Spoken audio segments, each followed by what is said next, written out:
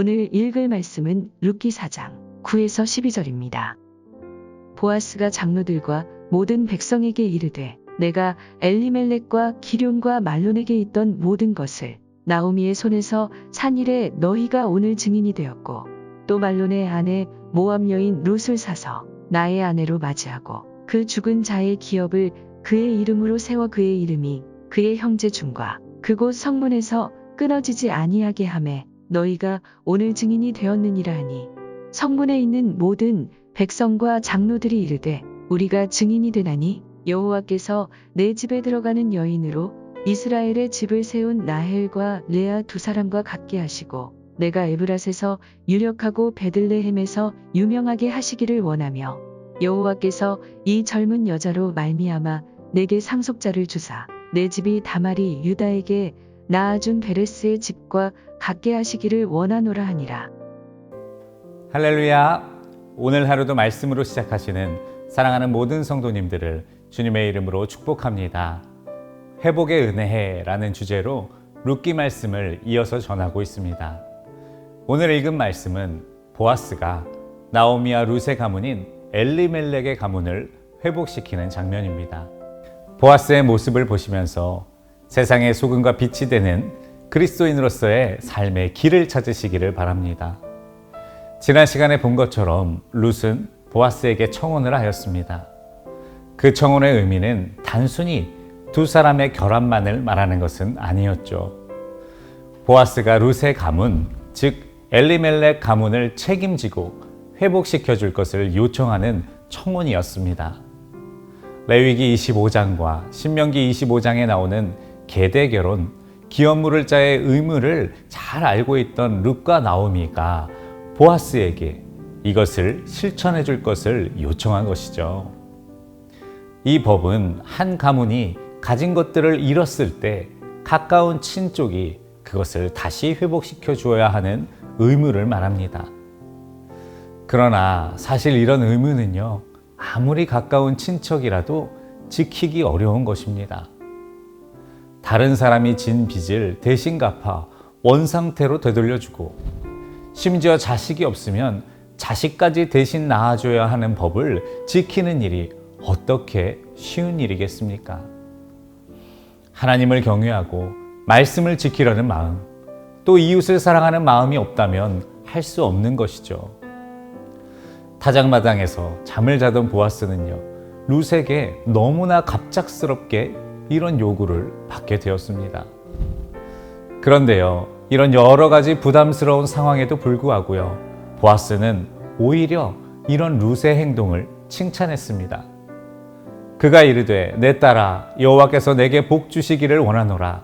내가 가난하건 부하건 젊은 자를 따르지 아니하였으니 내가 베푼 인애가 처음보다 나중이 더하도다.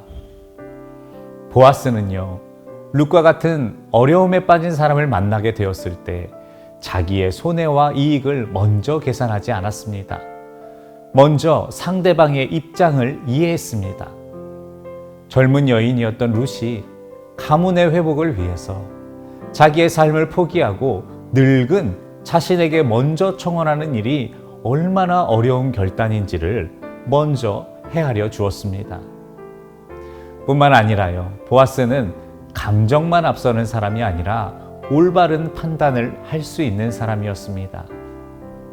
그는 룻의 행동에 감동하였다고 성급하게 그렇게 해주겠노라 말하지 않았습니다.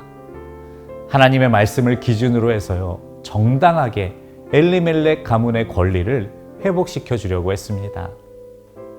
그는 엘리멜렉에게 자신보다 더 가까운 친척이 있음을 알고 있었기에 그 친척에게 권리를 양도받아서 이 일을 진행하려고 했습니다. 그래서 룻에게 이 문제를 해결해 주기까지 기다려 줄 것을 요청하죠. 여기까지만 해도 정말 멋진데요.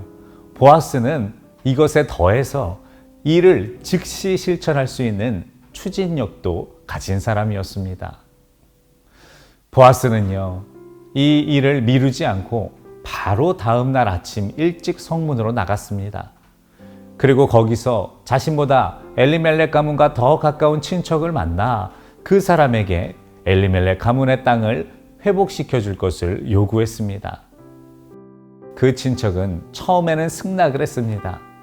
베들레헴의 풍년의 때가 왔으니 그 땅을 사면 농사를 지을 수 없는 나오미와 룻을 대신하여 그 땅에서 농사를 지어 이익을 얻을 수 있었기 때문입니다.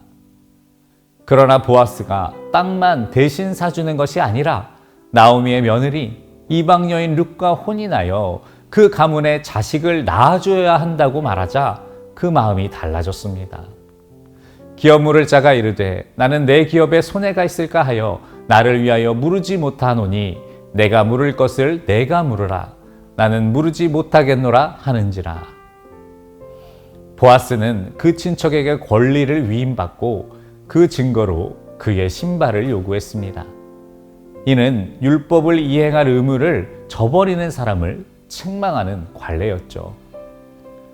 보아스는 이렇게 룻과 나오미 가문의 일을 다 정리하고 사람들 앞에서 이 일을 확증했습니다. 사람들은 이런 결단으로 엘리멜렉 가문을 회복시키고 율법을 실천한 보아스를 진심으로 칭찬하고 축복해 주었습니다. 성문에 있는 모든 백성과 장로들이 이르되 우리가 증인이 되나니 여호와께서 내 집에 들어가는 여인으로 이스라엘의 집을 세운 라헬과 레아 두 사람과 같게 하시고 내가 에브라스에서 유력하고 베들레헴에서 유명하게 하시기를 원하며 여호와께서 이 젊은 여자로 말미암아 내게 상속자를 주사 내 집이 다말이 유다에게 낳아준 베레스의 집과 같게 하시기를 원하노라 하니라. 보아스는 이런 이웃들의 칭찬만 받은 것이 아니죠. 하나님께서도 그에게 복을 내려주셔서 다윗과 예수 그리스도께서 그의 혈통에서 나타나는 영광을 얻게 해주셨습니다. 사랑하는 성도 여러분, 오늘 말씀에 나오는 보아스의 모습은요, 우리가 이 세상에서 그리스도인으로 어떻게 살아야 하는지 모범이 되어줍니다. 우리는 고통받는 이웃의 요청과 마주했을 때 나의 손해와 이익을 먼저 계산하기보다 그 사람들의 형편을 먼저 헤아려 줄 수 있어야 합니다. 그리고 감정에 휩쓸려 쉽게 가부를 결정하지 말고 하나님의 말씀을 기준으로 하여 내가 도울 수 있는 일들을 결정해야 합니다. 그런 후에는 할 수 있는 일을 미루지 않고 즉시 실천해야 합니다. 이렇게 보아스와 같은 기준으로 선을 실천하시고 하나님과 이웃들에게도 칭찬을 받으며 주님께 큰 영광 돌리는 모두가 되시기를 주님의 이름으로 축원합니다. 오늘 하루의 기도 제목입니다. 상대의 입장을 먼저 헤아리고 말씀을 기준으로 즉시 도우며 살게 하소서. 함께 기도하시겠습니다.